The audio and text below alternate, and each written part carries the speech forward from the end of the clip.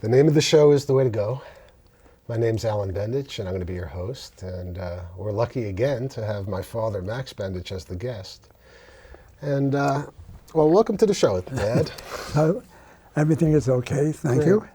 Now, we've had quite a few episodes, and a matter of fact, this is the third episode of our second season, and you've been in all three of them so far. So the interesting thing the thing that I'd like to talk about on this episode is, most of the other episodes were more positive and how things progressed in a very positive way, which they did in our lives. But I'm more interested in the process. I've known you all my life. You're my dad, and talk about how people change over the course of time, how their bodies change, how their thoughts change. Except for you, but you have you're like Mr. Positive. But even through crises and all this, you're still like a very positive person, and I'm kind of amazed on how that worked for you. I must have thought that the crisis is part of living. I must have thought something like that, and it was going to be a fight all the time. Why? Because again, whatever was happening was happening in a slow way. Maybe I wanted to have it faster. It was lucky, again, and wherever I have had before, right. I was lucky. I was able to do things against what I even wanted to do. Right. And what is to keep our family together. Okay, but even before, let's say, when you were young, things happen. Things have happened throughout your life that might have caused you to be more bad things have happened. Whether you realize they were bad or you lived through the Depression, you lived through World War II, you've lived through the Vietnam War. Everything wasn't always rosy. Just even growing up in the family, there were crises within our family, within our extended family. Yet you were able to be pretty consistent in your outlook in life, and it's like amazing to me. It actually shouldn't be amazing. I was brought up, again, in a progressive family. We were brought up in a Yiddish family, where as soon as my folks came into the America, red nicht Yiddish, in other words, don't talk Yiddish, talk English, and become acclimated. Right. My folks became acclimated because the children would speak English downstairs in the gutter, and it was difficult, Alan. It was difficult. Right. My father could only make up to a certain amount. He couldn't make a penny more if he tried. Right. To have that iron in his hand and to be assured. So when you came to the United States, people acclimated, and nowadays I think what the new America that we live in is more of looks at people's identities and diversity as something that should be maintained versus something to be erased. And I love that. When I speak here in Kitay House, when I hear these people speaking Spanish, young people speaking Spanish, they know English, right. But they speak Spanish. We don't speak Yiddish. Right. We don't even know Yiddish, right. But we like our Yiddish songs and something like that. And that's, compared to my friends, we were already almost set on aside because we were a little different. Right. We were different because our family wanted that we were all workers, we all were union people, we all wanted things good for the masses of people. My friends, they must have wanted it also, but they didn't have a chance to express themselves. We did, and because of that, we were a little ostracized. As young men, friends, we were good friends, and yet if they had to go somewhere, they would leave Max behind. And why? Because he speaks different. And what did I speak about? So you were talking about people who were actually born American people. These were your friends, people who were born in the United States. That's But you were born in the United States, but you were raised in a but your parents didn't. We were raised almost like in a foreign atmosphere. Right.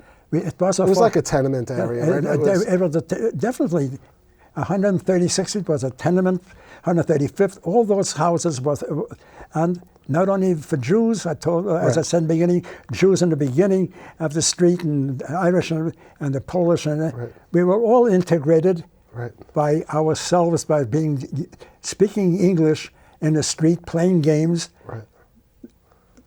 My parents wanted to have Yiddish also, so they spoke Yiddish. They didn't care, but their relatives told them, don't talk Yiddish. Right. But we spoke Yiddish, and it remained, again, it remained with us. Right. And how did we show it? We showed it by raising a family and knowing that knowledge is very important. Right, but you also, the other thing was that you made sure that we learned Yiddish too, which was interesting. Because I went to Yiddish Shul. And I don't know if David and Mimi did, but I know I did. But these are the good things, But were you aware of, when you were growing up, were you aware of your financial situation? Were you aware that there were people that had much more than you? Well, and that's where I come in, not my two brothers. But look, as a kid, as a young guy, I get a job, and before you know it, I had people working for me in the job, and I'm making money, and I decide that, what am I going to do? The family needs my support, and I gave my money to my family. So what happened? I had the marks. I didn't go to college. No big deal. Today they give me a bowling out. What do you mean you didn't go to college? Forget about. No, we never thought about it. We thought the family as a whole. But I understand, and you were very selfless, and I know that, and I know all the time. Right. I mean, and you allowed. You made the opportunity available for your brother to do it. That's it. But the question I'm saying is, were you aware of the discrepancy in how income was distributed in the United States? No. I would tell you the truth, no. Why? Because we knew about this, that they were rich people, not rich, a little better off than us. And instead of living on 136th Street, they could live on the Grand Concourse. You told me, like going to the Grand Concourse, you said you used to need a passport. Things like that, you need a pass. And we found out we didn't need a passport. Right. We could go there anyway, and we could just be as good as anybody else. But we know one thing. Financially, it didn't look good for us. We will never get a penny more.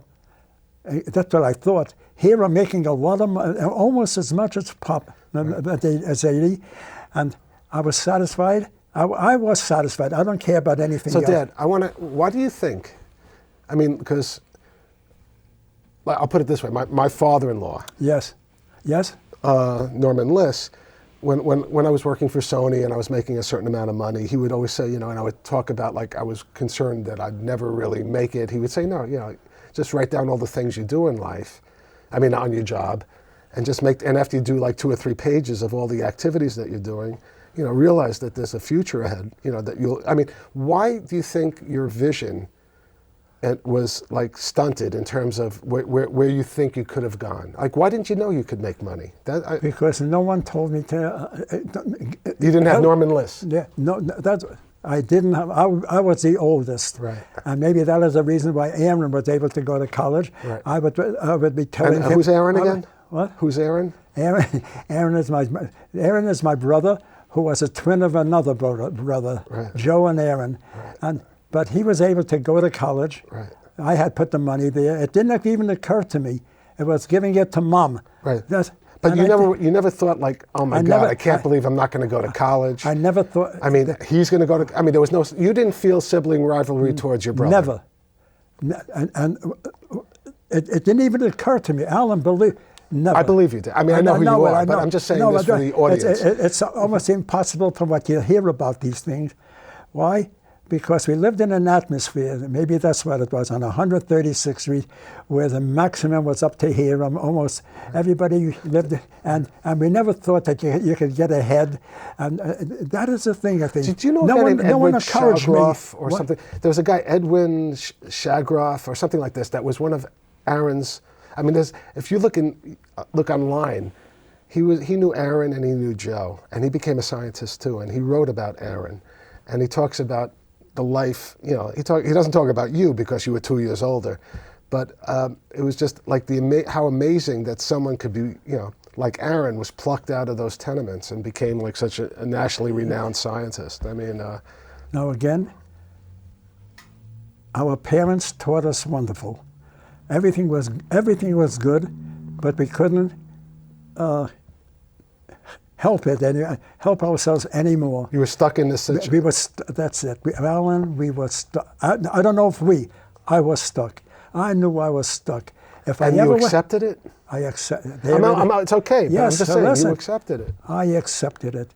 I accepted it because I was brought up that way.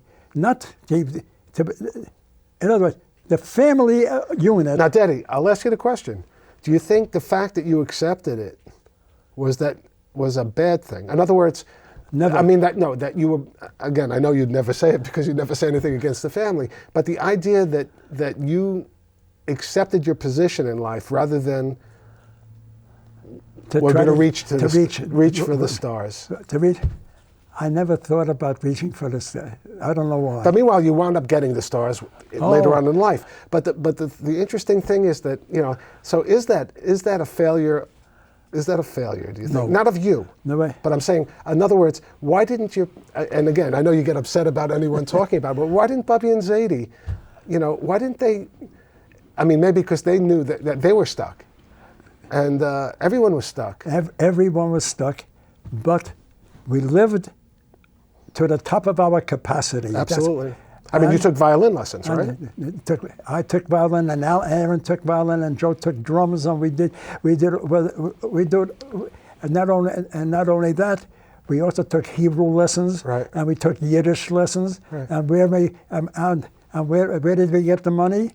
My mother had a diamond ring, and she would go from here, go to the pawn shop and get some more, right. And we thought that's how it's supposed to be, Alan. Right. I know.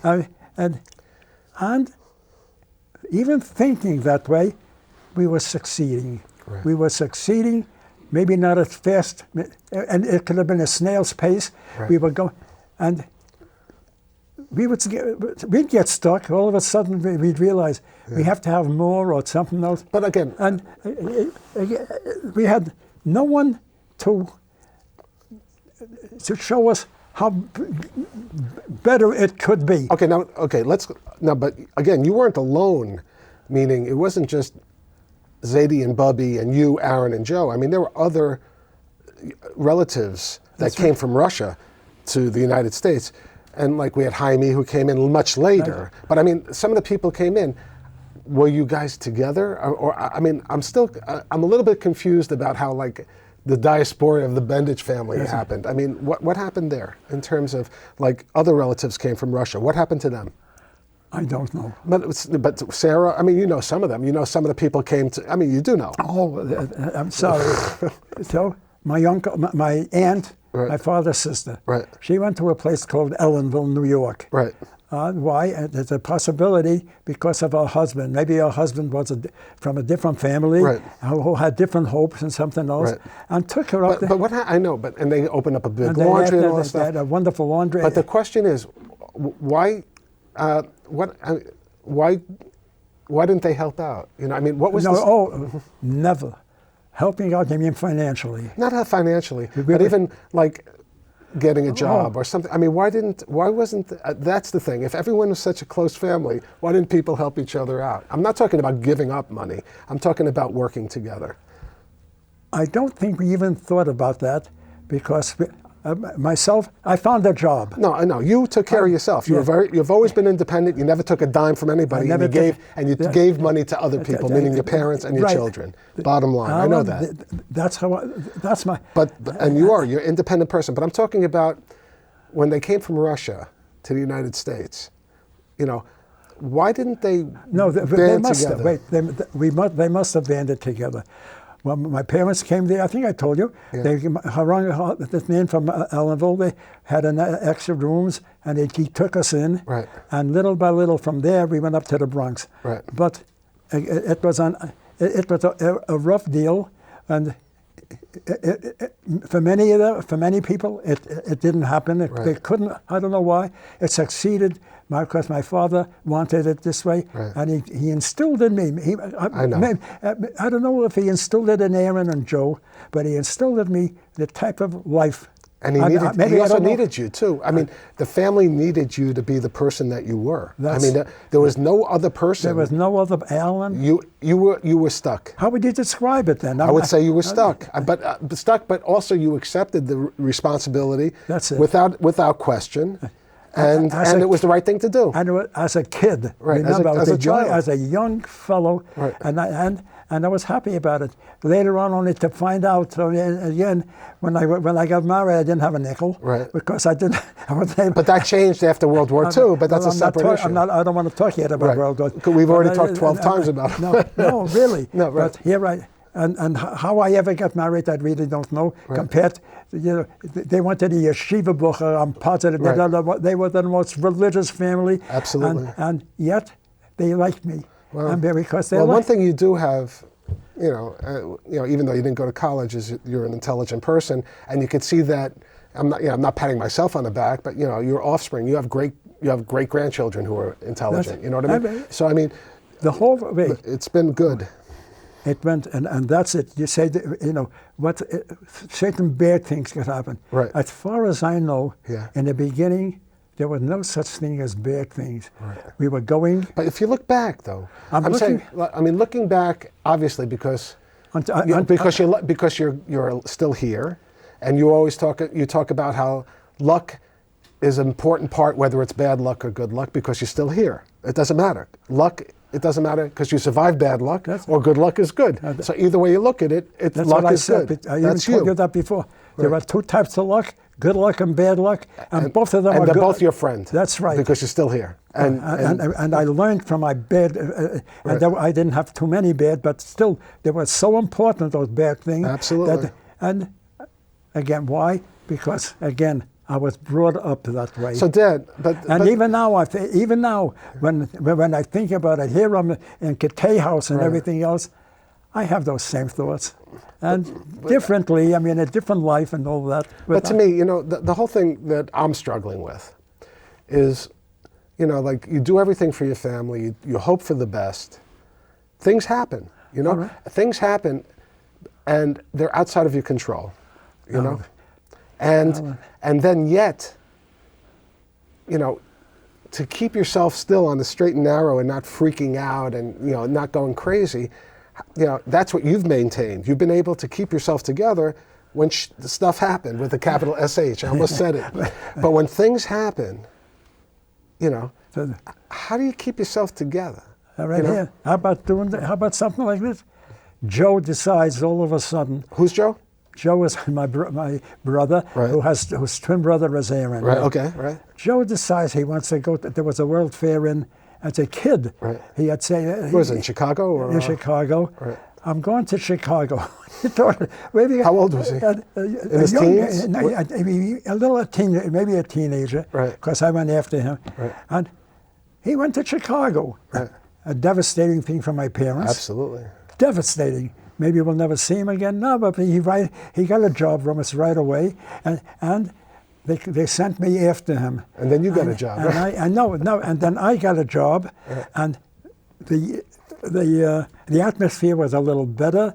I was with him, and I brought him home. Right. That was a terrible thing in our family. Right. That Joe. But the thing is, you were the hero there. Now, I'm talking about a situation where the terrible thing happens and it's beyond your control. This was something that obviously you were given a task, you did it, and then you were the hero. But the thing is, in other words, when something happens that you have no control over, and whether it's a sickness or something like this that happens, how do you maintain such positivity? That's the whole thing. And that to me is, and it's good that you have it. But maybe I don't know how to explain it. That's another thing. And if you don't, you don't. I mean, right. But I kept on doing what I was doing. I kept on doing what I had to be doing. Right. And whatever it was. Right. It was successful, Alan, and it's little bit, little by little. No, I know. I mean, I'm not trying to say that you should feel bad for things that happen. But I'm just amazed. I mean, I'm trying to figure out my own life. Okay? Yes. I'm trying to figure out how I'm going to have to go through this whole thing, because, you know, it's different when, you know, I'm 58 now, and life is different.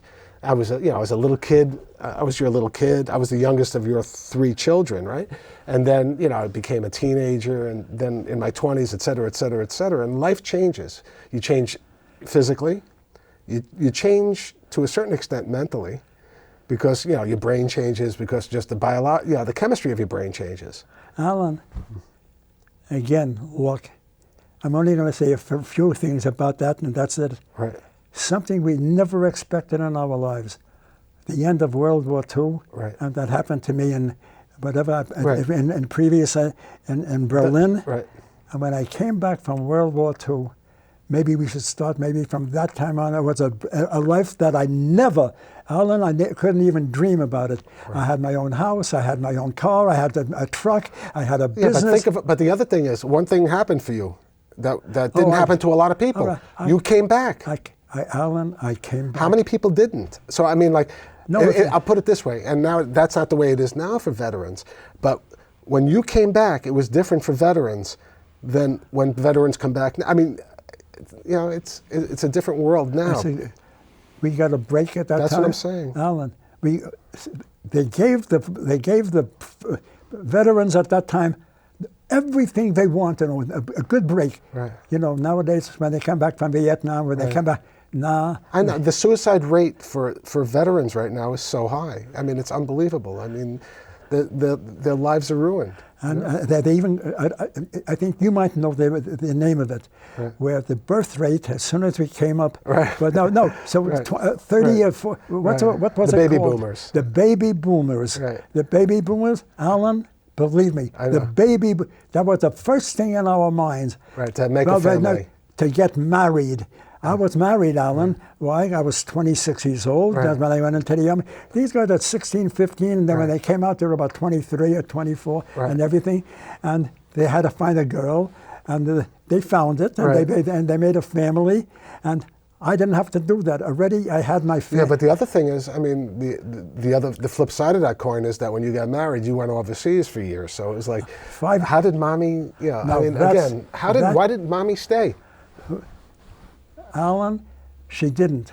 She came back. I know, she went with you to New York. She followed me here. No, but she didn't follow you to Europe. Almost. Oh, I find it in a science magazine, Alan. I found it in a science laundress. What a laundress! You put the washing machines in the store, right. And they bring the laundry. They pay for it. I wrote a letter, and I have a censor, a wonderful man, yeah. And I said, Dorothy, you're allowing your spouse to come to Europe or right. wherever it was. They're allowing. So please, if it's possible, you came to the other place. Right. Come over here, and the censor would tell us. I mean, come over.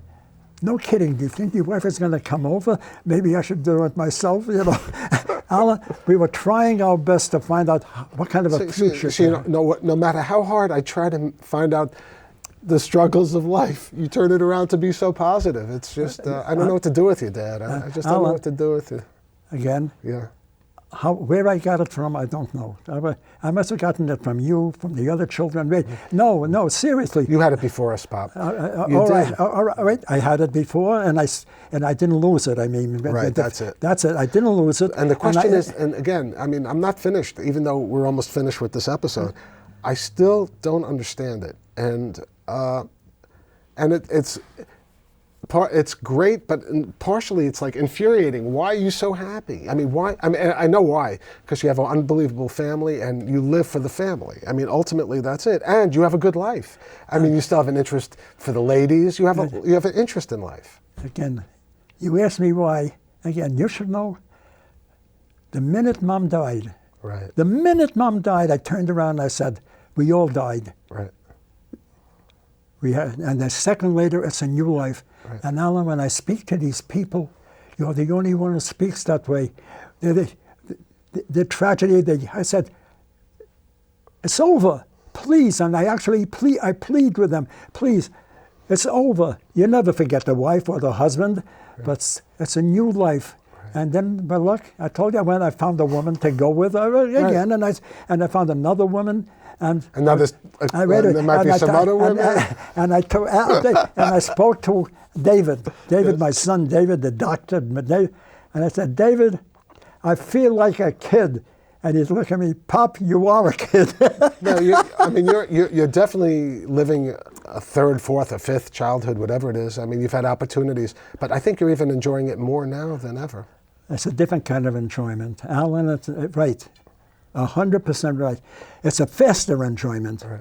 Again, here I was married 68 and a half years. I enjoyed it. Right. We went here, we went there, we did everything slowly. Right. Here, in a few years, this is since about 5-6 years we're here, and since about a year and a half since Mom died, or what? No, it's 4 years, Daddy. Huh? 4 years. No, I mean, now that she lived, I mean, about a year and a half. Oh, right, here. she lived there. She lived here, and I'm still going strong, and I hope it to continue. Yeah, I even said today, God, you look better than ever today. And it's like 98 years old and a half. And I remember that. And a half. I'm pushing 100. That's it. You're pushing 100. I can't believe it. You know, but I'm happy, obviously. Something else, and I'm positive it's for all of them. One, those numbers mean nothing. Right. Alan, at our age, yes, those numbers. Why? Because who's there? And there's about 200 people. There should be 300. And you know about the K House. It's right next to the Veterans Administration, 2550 Webb Avenue. Right. It's a good place. Right. Look, and I'm a product. I'm a product of it. I know, but you say numbers. You really feel that numbers don't mean anything? No, Alan. But they do, Daddy. No, show me how. Because the numbers say that the show is about to be over.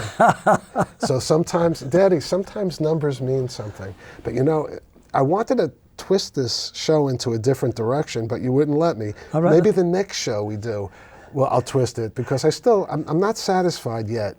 But all I got left to say basically is it's a wrap. Good night.